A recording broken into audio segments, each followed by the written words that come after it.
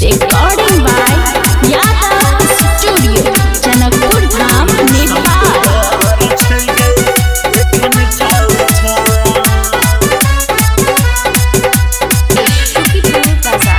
घर में निचौर दाल भेले हमर बोरा, दिल्ली से जल्दी बजाओ हमर पुरान।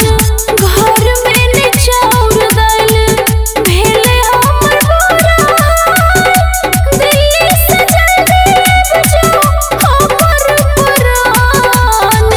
तोरी लॉकडाउन गे केना आयो गाम गे, पुलिस के डर छै गे एखन ठाव ठाव के सुनना।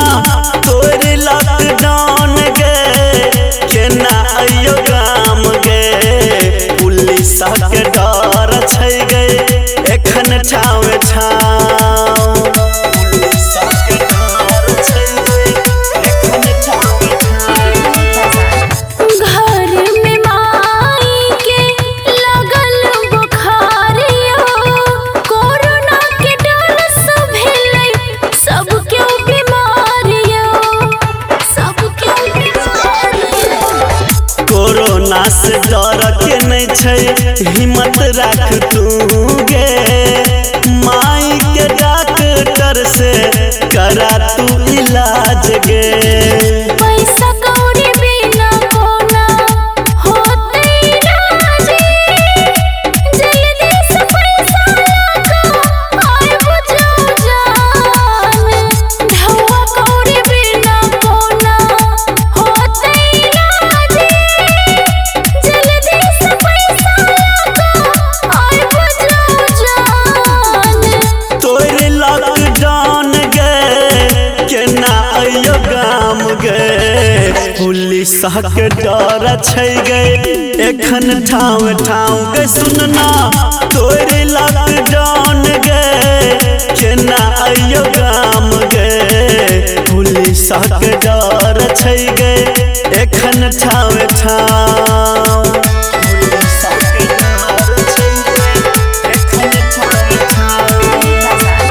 ककरो से कर झालक करा तू इलाज गे, लॉकडाउन खुलते हम भेजबो बियाज गे, भेजबो बियाज गे।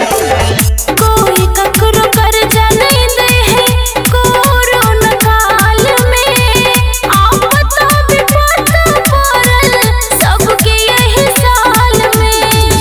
किछ नहीं फुरैया हम छियै मजबूर गे, कोरोना कल गई सबके जिंदगी बर्बाद। असगर हम की करिए घर में सब बीमार, दिल्ली से आए बजाओ सजन हमार।